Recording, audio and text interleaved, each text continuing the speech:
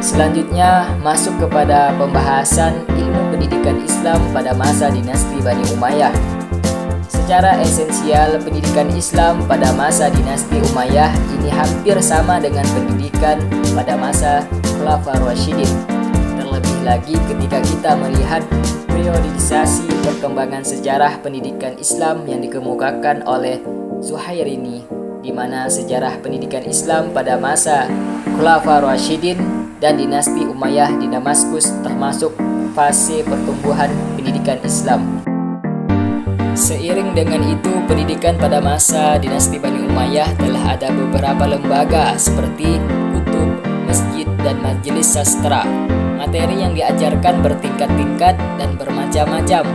Metode pengajarannya pun tidak sama, sehingga melahirkan beberapa pakar ilmuwan dalam berbagai bidang tertentu.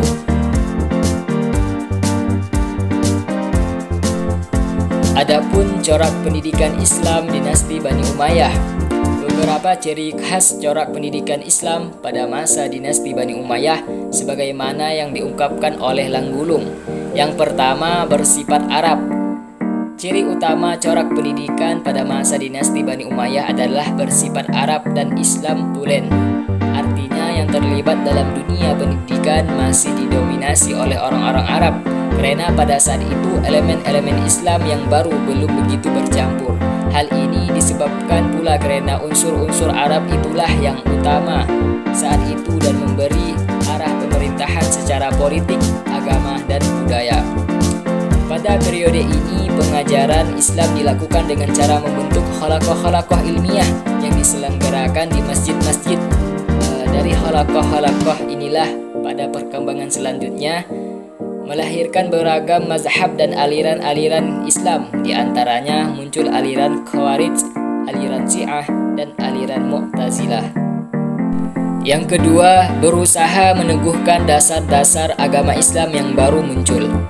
Sangat wajar kalau pendidikan Islam pada periode awal kehidupan Islam ini untuk berusaha menyiarkan Islam dan ajaran-ajarannya. Itulah sebabnya pada periode ini banyak yang dilakukan penaklukan wilayah dalam rangka menyiarkan dan menguatkan prinsip-prinsip agama. Dalam pandangan mereka, Islam adalah agama dan negara. Pada masa ini pula, khalifah-khalifah mengutus mereka para ulama ke seluruh negeri dan bersama dengan tentara untuk menyiarkan dakwah Islamiyah. Yang ketiga, prioritas pada ilmu-ilmu nakliyah dan bahasa. Pada periode ini, pendidikan Islam memberi prioritas pada ilmu-ilmu nakliyah yang meliputi ilmu-ilmu agama yang terdiri dari membaca Al-Quran, tafsir, hadis, dan fikih. Begitu juga ilmu-ilmu yang berhubungan dengan ilmu di atas, yaitu ilmu-ilmu bahasa semacam nahwu, bahasa, dan sastra. Kecenderungan nakliyah dan bahasa dalam aspek budaya pendidikan Islam ini sejalan dengan ciri pertama bahwa pendidikan pada masa ini bercorak Arab dan Islam tulen yang terutama bertujuan untuk mengukuhkan dasar-dasar agama.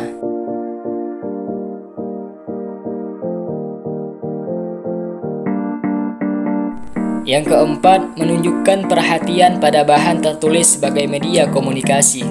Datangnya Islam merupakan faktor penting bagi munculnya kepentingan penulisan. Pada permulaannya, penulisan dirasa penting ketika saat itu Nabi Muhammad SAW hendak menulis wahyu dan ayat-ayat yang diturunkan. Atas dasar itu, beliau mengangkat orang-orang yang tahu menulis dan memegang jabatan ini. Ibrahim bin Al-Ibriyari dalam ensiklopedia Al-Qur'annya mencatatkan sedikitnya ada 24 penulis Rasulullah SAW, diantaranya adalah Abu Bakar, Umar bin Khattab, Utsman bin Affan, Ali bin Abi Thalib, Sa'ad bin Abi Waqqas, Muawiyah bin Abi Sufyan, Zaid bin Thabit, Khalid bin Walid, dan Amr bin As. Yang kelima, membuka jalan pengajaran bahasa-bahasa asing. Sehubungan dengan itu, Nabi Muhammad SAW telah mengajak para sahabatnya untuk mempelajari bahasa-bahasa asing di luar bahasa Arab. Sampai Nabi Muhammad SAW bersabda, Barang siapa yang mempelajari bahasa suatu kaum, niscaya ia akan selamat dari kejahatannya. Keperluan ini semakin dirasa penting ketika Islam dipegang oleh dinasti Bani Umayyah, di mana wilayah Islam sudah semakin meluas sampai ke Afrika Utara, Cina, serta negeri-negeri lainnya yang jelas-jelas bahasa sehari-harinya mereka bukanlah bahasa Arab. Dengan demikian, pengajaran bahasa asing menjadi suatu keharusan bagi pendidikan Islam pada masa itu, bahkan semenjak kemunculan Islam pertama kali dalam rangka memenuhi Universitas Agama Islam rahmatan lil alamin. Yang keenam, menggunakan surau atau kutab dan masjid. Pendidikan Islam menggunakan terutama sekali surau dan masjid sebagai pusat pendidikan. Di antara jasa besar dinasti Bani Umayyah dalam perkembangan ilmu pengetahuan adalah menjadikan masjid sebagai tempat aktivitas ilmiah, termasuk syair dan bangsa-bangsa terdahulu, perdebatan dan akidah serta pengajaran-pengajaran lainnya. Pada masa ini pula, pendirian masjid banyak dilakukan terutama di daerah-daerah baru ditaklukkan. Masjid Nabi di Madinah dan Masjidil Haram di Mekah merupakan pusat pengkajian ilmiah dan sering dikunjungi oleh orang-orang Islam dari berbagai wilayah. Selanjutnya masuk kepada pusat-pusat pendidikan Islam pada masa dinasti Bani Umayyah. Muhammad Yunus dalam bukunya Sejarah Pendidikan Islam menerangkan bahwa pusat-pusat pendidikan tersebut tersebar di kota-kota besar berikut, seperti Mekah dan Madinah atau Hijaz, Basrah dan Kufah atau Irak, Damsyik dan Palestina atau Syam, dan Fistad atau Mesir. Madrasah Makkah. Sahabat yang pertama kali mengajar di sini adalah Mu'ad bin Jabal. Beliau mengajarkan Al-Quran dan fikih. Pada masa Khalifah Abdul Malik bin Marwan, Abdullah bin Abbas pergi ke Mekah dan di sini beliau mengajar tafsir, hadis dan fikih dan sastra. Beliaulah yang selanjutnya terkenal sebagai pendiri Madrasah Makkah dan dikenal oleh seluruh negeri Islam. Madrasah Madinah. Madrasah ini lebih termasyhur dari madrasah-madrasah lainnya dikarenakan disinilah pusat berkumpulnya para pembesar sahabat Nabi. Madrasah ini pada masa Khulafaur Rasyidin dipimpin oleh Umar bin Khattab, Ali bin Abi Thalib, Zaid bin Sabit, dan Abdullah bin Umar. Zaid bin Sabit adalah seorang ahli qiraat dan fikih dan beliaulah yang pada masa Abu Bakar dan Utsman mendapat tugas berat dan mulia, yaitu memimpin pengumpulan dan penulisan kembali Al-Quran. Madrasah Basrah. Ulama yang terkenal di Basrah ini adalah Abu Musa al-Ansari, seorang ahli fikih, hadis dan Al-Quran, dan Anas bin Malik yang termasyhur dalam bidang hadis. Di antara guru Basrah yang terkenal adalah Hasan al-Basri dan Ibnu Sirin. Madrasah Kufah. Ulama sahabat yang tinggal di Kufah ialah Ali bin Abi Thalib dan Abdullah bin Mas'ud. Ali bin Abi Thalib mengurus masalah politik dan urusan pemerintahan, sedangkan Abdullah bin Mas'ud adalah sebagai seorang guru agama. Ibnu Mas'ud adalah utusan resmi Khalifah Umar bin Khattab untuk menjadi guru di Kufah.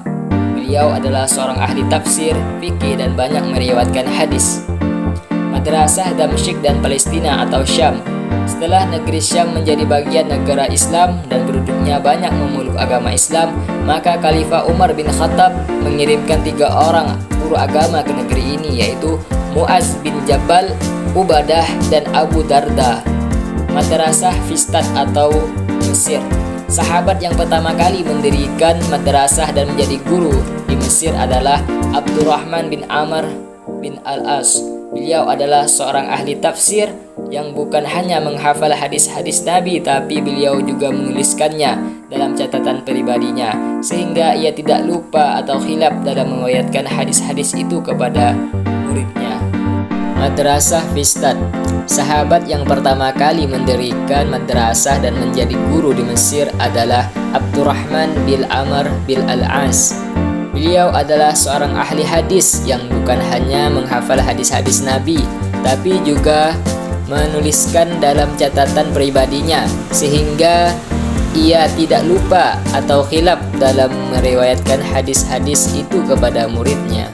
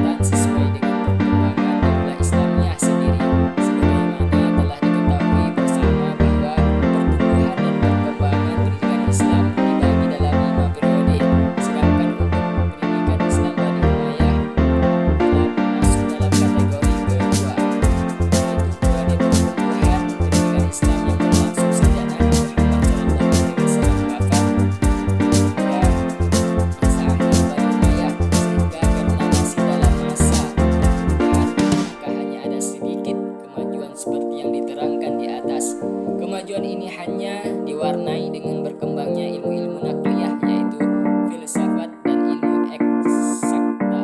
Di samping itu juga ilmu-ilmu agama yang sudah berkembang sebelumnya. Itulah pembahasan yang dapat saya sampaikan pada video ini. Kurang dan lebihnya saya mohon maaf. Wabillahi taufiq wal hidayah. Assalamualaikum warahmatullahi wabarakatuh.